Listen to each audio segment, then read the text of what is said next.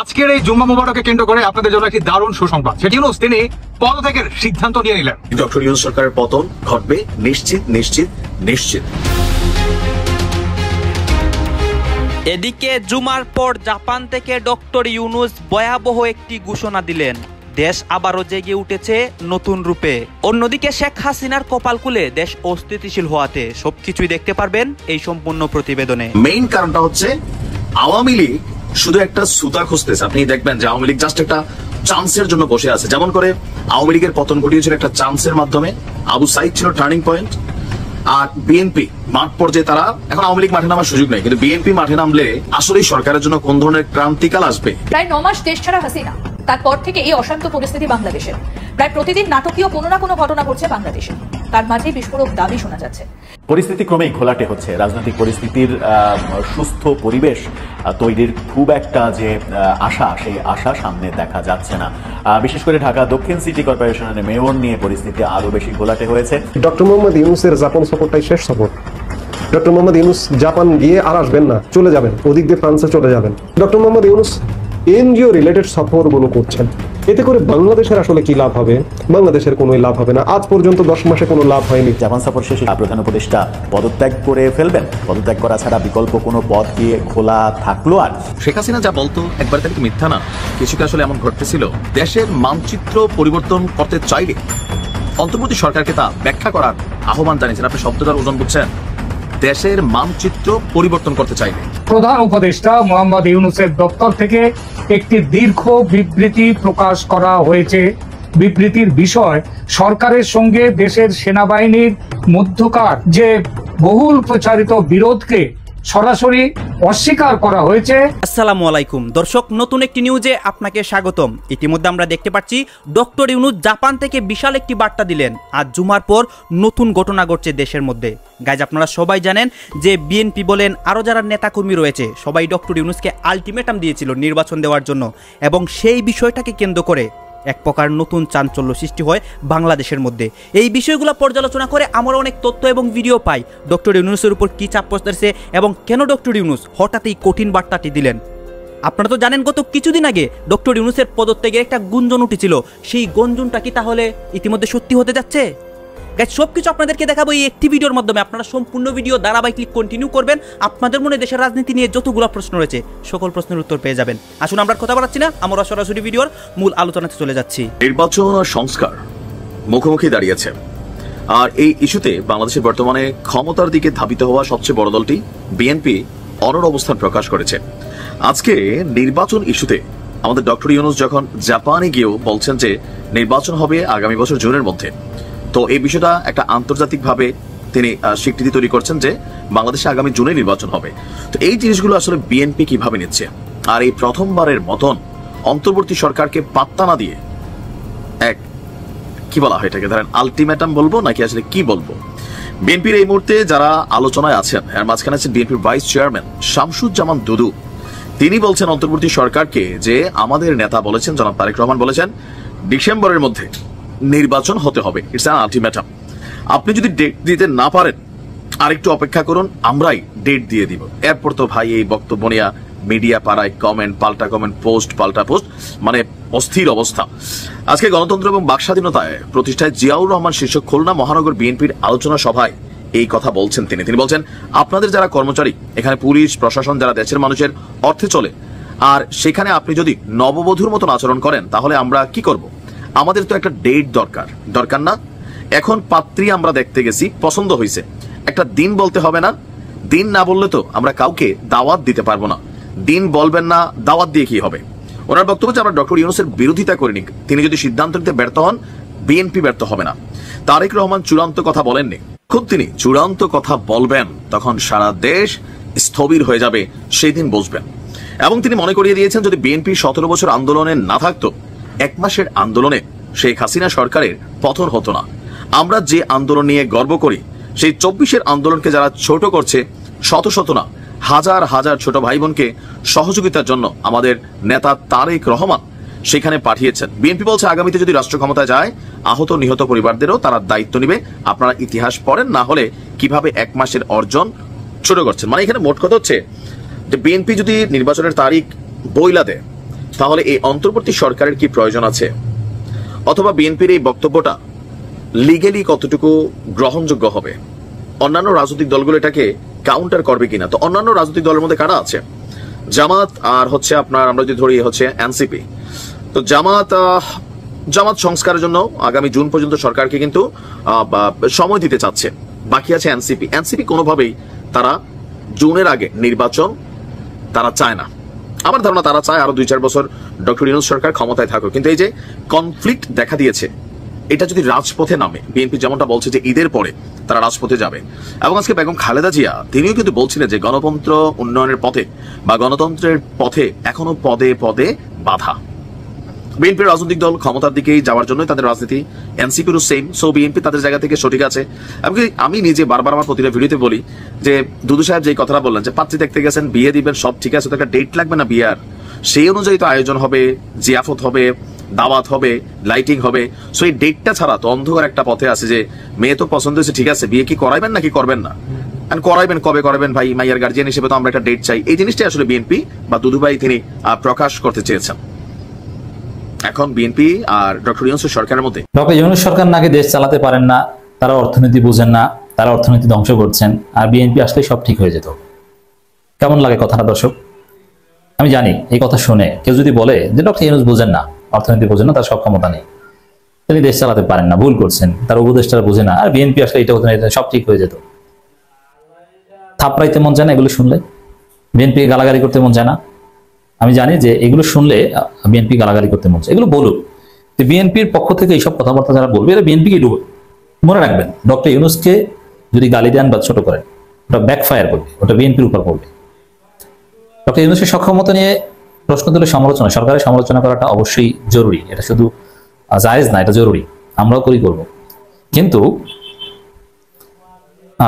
কিছু কিছু জায়গায় সমালোচনা করলে মনে রাখবেন যে এটা আপনাদের অবস্থা আরো তরণে। যেমন কিছু কিছু এই যে রুহুল কবির রিজভীর কিছু বক্তব্য এবং ফজলুর রহমানের কিছু বক্তব্য, যারা বিএনপিকে দেখতে পারে না তারা অনেকে বলে যে ফজলুর রহমান, রুহুল কবির রিজভীদের মতো আরো কিছু নেতা বিএনপির দরকার, তাহলে বিএনপি তাড়াতাড়ি ধরাটা খাবে।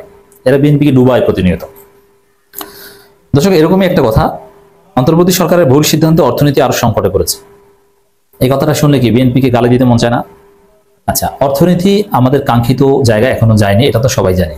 আমরা চাই দক্ষিণ কোরিয়া, সিঙ্গাপুরের মতো হতে, এবং তাতে কমপক্ষে 3 থেকে 5 বছর সময় লাগবে। ডক্টর ইউনূসকে 3-5 বছর সময় দিতে হবে। কিন্তু হাসিনা দেশটাকে যেভাবে ধ্বংস করে দিয়েছে, একটা যুদ্ধ বিধ্বস্ত বাংলাদেশে, একটা যুদ্ধ বিধ্বস্ত বাংলাদেশ যেভাবে ডক্টর ইউনূস টেনে তুলছেন বা যতটুকু অগ্রগতি করেছেন, এর চাইতে ভালো করা অসম্ভব। এর চাইতে ভালো ফেরেশতাও করতে পারতো না। এটা ডক্টর ইউনূস করেছেন। হাজারো ত্রুটি, হাজারো লিমিটেশন এখনো আছে, কিন্তু এর চাইতে ভালো কে করতো? তাই বিএনপি যে বলে অন্তর্বর্তী সরকার ভুল সিদ্ধান্ত, আছে কি ভুল সিদ্ধান্ত? মানে আওয়ামী লীগের বিরুদ্ধে যেরকম বলতো, ডক্টর ইউনূসের বিরুদ্ধে এখন সেম ভাষায় কথা বলছে, এটা আপত্তিকর। কোন ভুল সিদ্ধান্ত আপনি বলেন? মানে বিএনপি বুঝতে পেরেছে ভুল সিদ্ধান্ত, মানে তারা আসলে ভুলটা হতো না। এই তো খুব হাস্যকর না? মারাত্মক হাস্যকর কথাবার্তা, আপত্তিকর কথাবার্তা, যে অন্তর্বর্তী সরকার ভুল সিদ্ধান্ত নিয়েছে, এজন্য অর্থনীতি আরো সংকটে পড়েছে। আরো সংকটে পড়েছে এর অর্থ কি? মানে হাসিনা আমলের চাইতে সংকটে পড়েছে নাকি? কেমন লাগে বোঝেন? আরো সংকটে মানে কি? আরো, এটা তো তুলনা, আপনি কার সাথে তুলনা করেছেন? হাসিনা আমলের সাথে। হাসিনা আমলে ভালো ছিল, এখন খারাপ, আরো সংকটে। এবং এই সংকটে ফেলেছে কি ডক্টর ইউনূস সরকার। এটাই রিজভীর বক্তব্য। রিজভীর মাথা ঠিক আছে, কি বলছেন? এখানে বলা উচিত ছিল কি, যে হাসিনা দেশটাকে ধ্বংস করে দিয়েছেন, ধ্বংসস্তূপের উপর দাঁড়িয়ে ধীরে ধীরে ডক্টর ইউনূস বাংলাদেশের অর্থনীতিকে টেনে তোলার চেষ্টা করছেন। তবে আমরা চাই ডক্টর ইউনূস আরো সূক্ষ্মভাবে কাজ করে, আরো সুন্দরভাবে, আরো দ্রুত অর্থনীতিকে টেনে তুলুক, অর্থনীতিকে কাঙ্ক্ষিত জায়গায় নিয়ে যাক।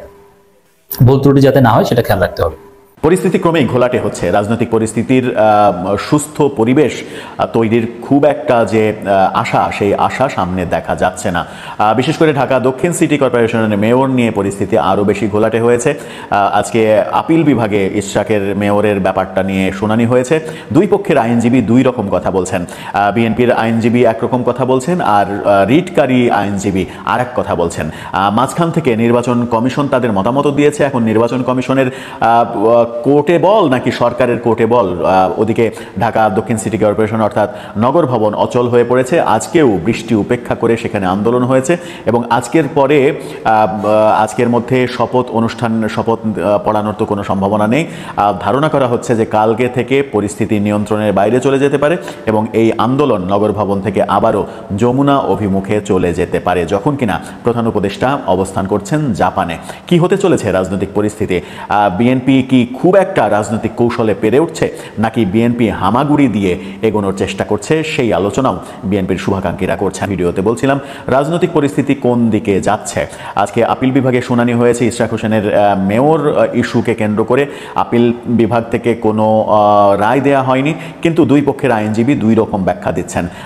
বিএনপিপন্থী আইনজীবী বলছেন যে আপিল বিভাগ যেহেতু কোনো স্থগিতাদেশ দেননি, সেহেতু এখন ইশরাকের শপথ পড়াতে আর কোনো সমস্যা থাকার কথা নয়, তাকে শপথ পড়ানো যেতে পারে, তাকে মেয়র হিসেবে আমরা ভেবে নিতে পারি। এই কথা যখন বলছেন তখন রিটকারী আইনজীবী বলছেন যে আপিল বিভাগ সব কিছু শুনেছে এবং নির্বাচন কমিশনের কথা শুনে নির্বাচন কমিশনকে প্রশ্নবিদ্ধ করেছে, নির্বাচন কমিশনকে অথর্ব বলেছে, নিরপেক্ষতা হারিয়েছে নির্বাচন কমিশন এমন বলেছে। এমন কথাও আপিল বিভাগ থেকে নাকি বলা হয়েছে যে আপনাদেরকে এত বড় বিল্ডিং করে দেওয়া হয়েছে শুধু নাকে তেল দিয়ে ঘুমানোর জন্য, নাকি আপনারা আপনাদের কাজ করছেন না, এরকমভাবে ভৎসনা করা হয়েছে নাকি নির্বাচন কমিশনকে। সেই তথ্য উঠে এসেছে এবং বলা হয়েছে যে ইশরাকের মেয়র হওয়ার আর কোনো সম্ভাবনা নেই, কারণ তার মেয়াদ পার হয়ে গেছে। নানা ইকুয়েশন বলেছেন যে যেভাবে হাইকোর্টে রিট করা হয়েছিল সেই সিস্টেমটা ভুল এবং টেম্পার করা সিস্টেম, যথাযথভাবে আইনি পন্থায় কাজটা করা হয়নি, নানা ইস্যু সামনে এনেছেন। অর্থাৎ দুই আইনজীবী দুই ধরনের ব্যাখ্যা দিচ্ছেন।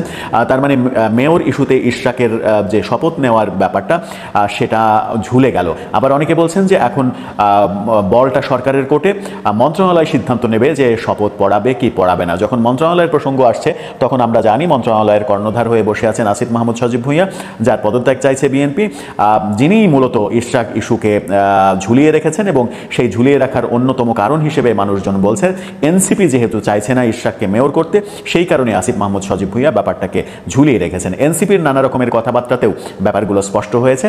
তারা বিভিন্ন সময় কখনো ইনডাইরেক্ট কখনো ডাইরেক্ট বলার চেষ্টা করেছে এবং ইশরাকের প্রসঙ্গ এনেই তারা বলেছে সমস্ত আওয়ামী লীগ আমলের সমস্ত নির্বাচনকে অবৈধ ঘোষণা করতে হবে। নির্বাচন অবৈধ হওয়া সত্ত্বেও যারা কোর্টে গিয়ে স্থানীয় সরকারের বিভিন্ন পদ বাগাতে চাচ্ছে তাদের সমালোচনা করা হয়েছে, অর্থাৎ ইশরাক হোসেনকে সরাসরি কাঠগড়ায় দাঁড় করানোর চেষ্টা করেছে তারা। সুতরাং এটা বোঝাই যাচ্ছে যে এনসিপির অবস্থানের কারণেই সরকার এই কাজগুলো করছে এবং এনসিপিকে সরকার যে সরাসরি পৃষ্ঠপোষকতা দিচ্ছে এই ব্যাপারে আর কোনো সন্দেহ বোধহয় জনমনে নেই। এটা এখন ওপেন সিক্রেট হয়ে গেছে। এই অবস্থা থেকে সরকার যদি সরে দাঁড়াতে না পারে তাহলে সরকারের জন্য সামনে খুব একটা যে সুবিধাজনক পথ রয়েছে সেটা বলা যাবে না।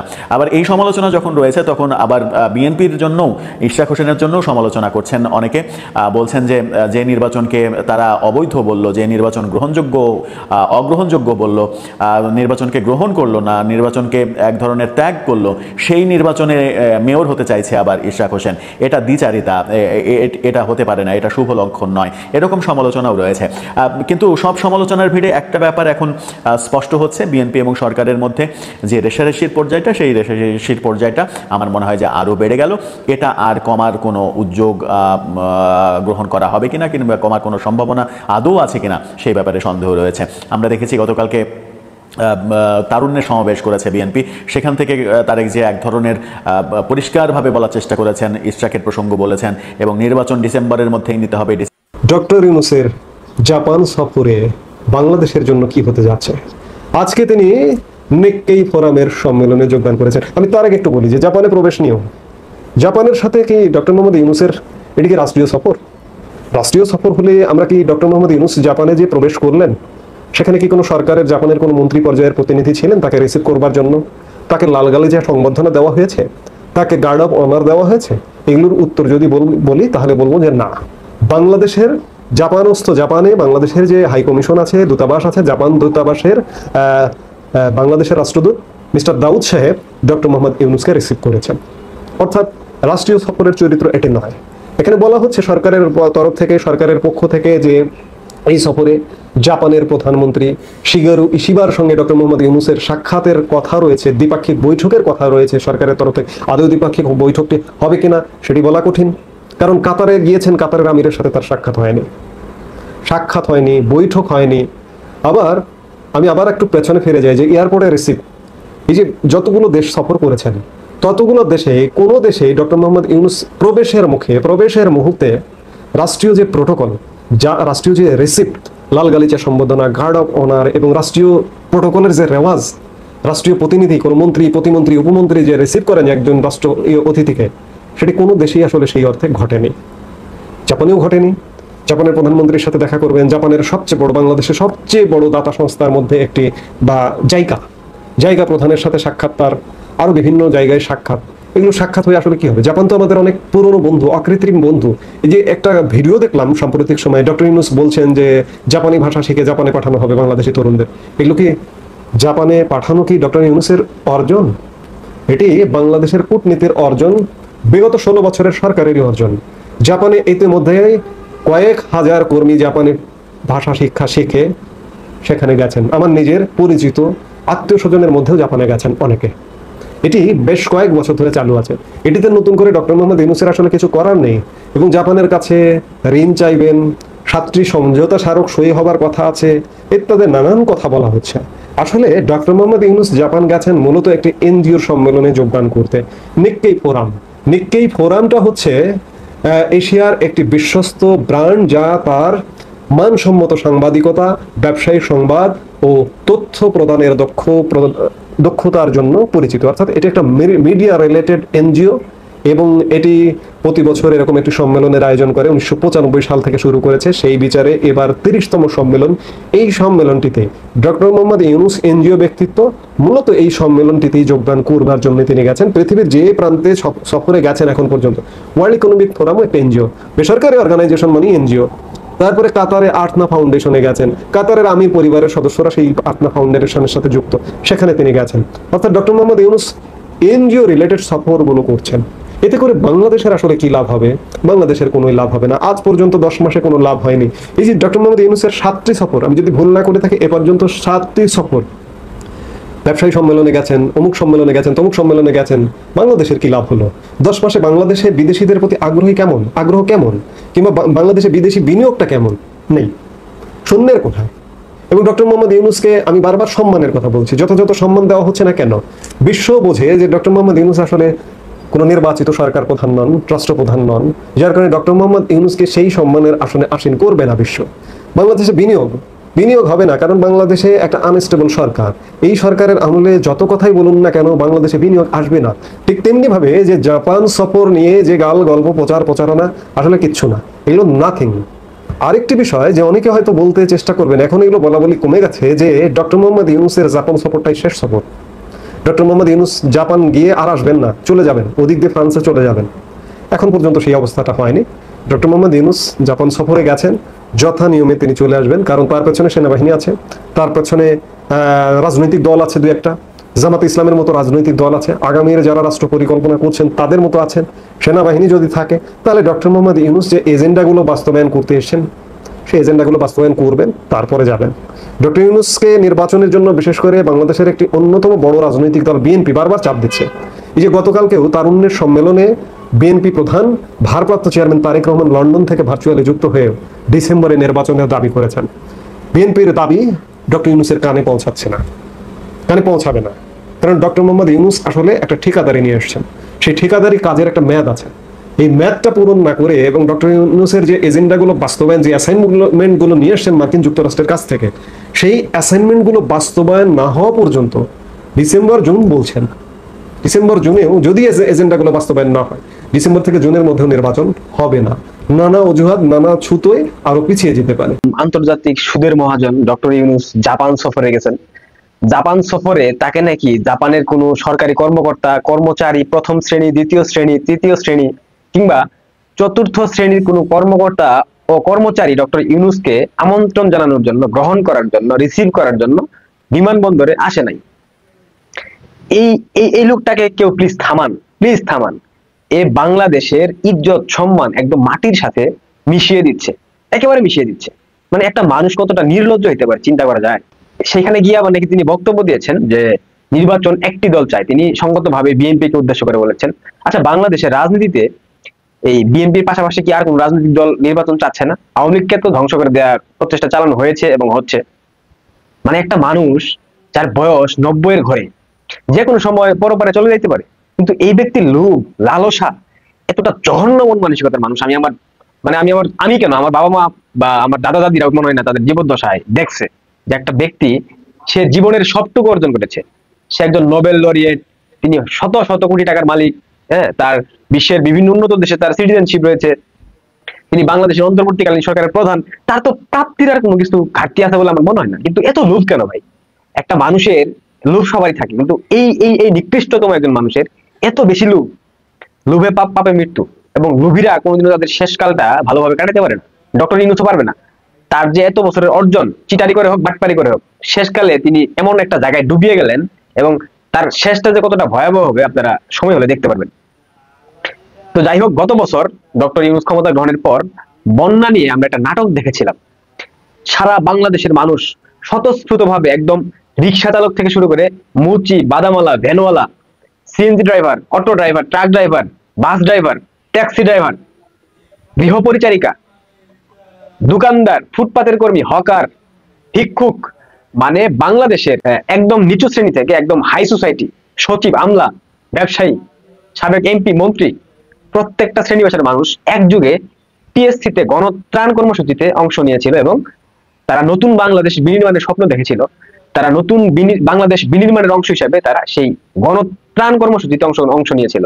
সেই গণত্রাণ কর্মসূচিতে যারা আপনার দায়িত্বে ছিল এই বৈষম্য বিরোধী ছাত্র আন্দোলন, বর্তমান সময়কার জাতীয় নাগরিক পার্টি, সেখানে আপনার বিশেষ একজন যে ব্যক্তির নাম না বললে নয়, নুসরাত তাবাসসুম, সেই ত্রাণ কর্মসূচির একদম গুরু দায়িত্বে ছিল। হাসনাত আব্দুল্লাহ, সার্জিস আলম, তাবাসসুম, হান্নান মাসুদ, মাইন সরকার থেকে শুরু করে বদমাইশ, চিটার, বাটপার যেগুলো আছে সবগুলাই ছিল।